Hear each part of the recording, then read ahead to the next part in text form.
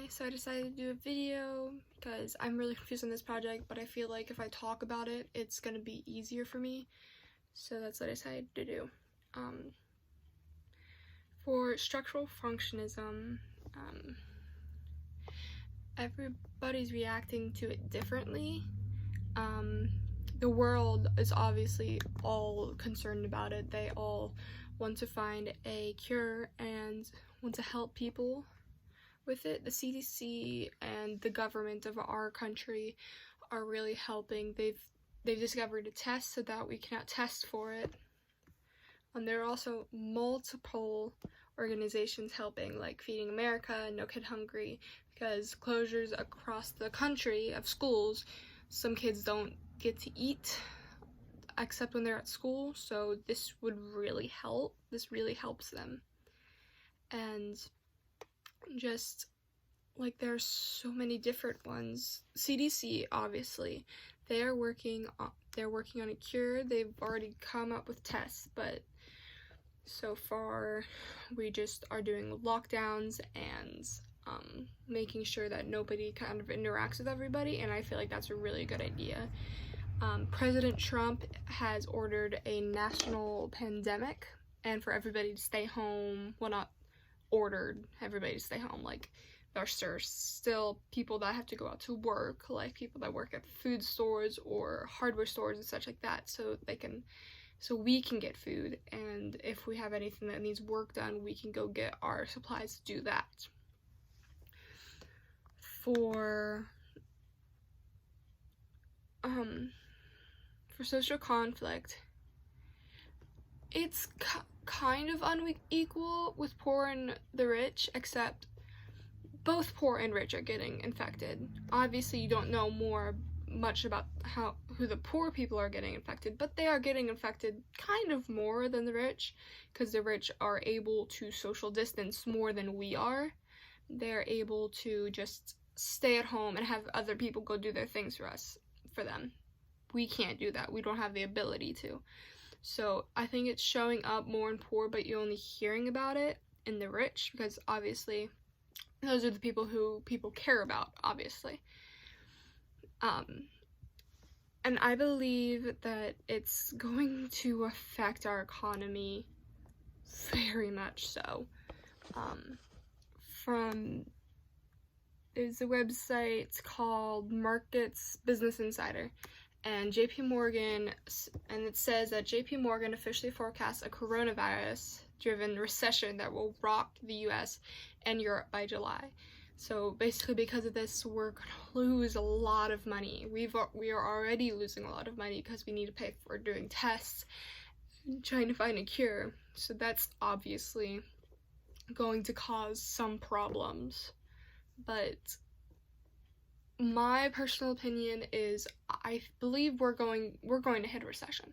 It's going to be hard on the stock market, on everybody that owns a business. It's going to be really hard, but I believe that people have watched, and the government and banks, and they've learned from our past recessions that this one might not be as bad as the Great Depression in the 20s. I don't believe that will happen, but to be honest, there's no way for me to know. There's no way.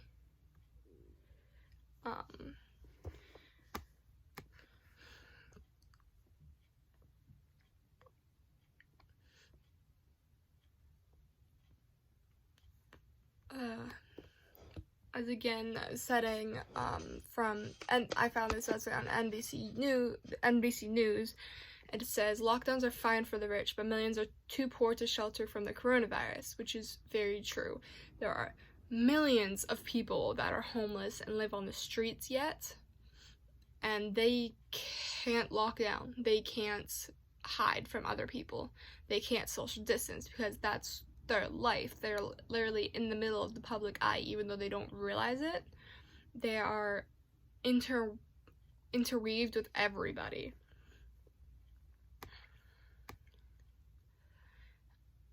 This virus, for symbolic interaction, this virus is going to change society. It really is. I believe that people are going to be more thankful of getting together and like things they can do outside their home, because we're all stuck in our houses for 2-3 weeks. I believe that once this is all over and there's a cure and it's finally starting to slow down, that people are going to enjoy the little things more, like the malls. Our mall in Lycoming County is dying. I believe that after this, it's either going to boom again and we're going to get more businesses and more people coming in, or it's going to die all completely. Because it was already dying. It's just a matter of time for that mall. But I believe we're either going to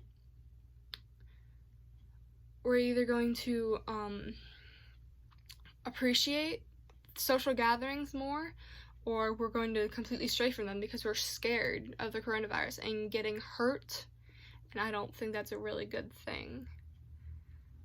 It's changed my life dramatically. I hate being inside. I'm always doing something. I have school, and then I come home for like an hour, and then I go to practice, or I go to work. I go see my boyfriend a lot. I go hang out with my friends, and this is just something weird to me, especially staying with my family for 2 weeks. I'm going insane, and it's really hurting a lot of people, including me. I don't think people interpret pandemics differently. I realized at the beginning of this, nobody really thought it was a big deal, and then that started happening, like, a lot. There have been more than 470,000 sick by the coronavirus, and as a map I'm looking for now, there are a lot of cases. Just in the United States, there's 68,827 cases and 1,009 deaths. While in China, there are 3,291 deaths. I still believe that this is a good thing, but like the lockdown and everything, but I think that they don't realize that this is not worse than the flu. The flu has a higher death rate than the coronavirus, which is not great, but it was never a national pandemic. I believe that everything is going to work out the way it is, so I don't believe that we're going to look at pandemics any differently, because people are still going to be stupid. People are still going to be like, oh, it doesn't matter, nothing matters, we're fine, we're all going to live. And truth is, they might not, because they're stupid and won't stay inside.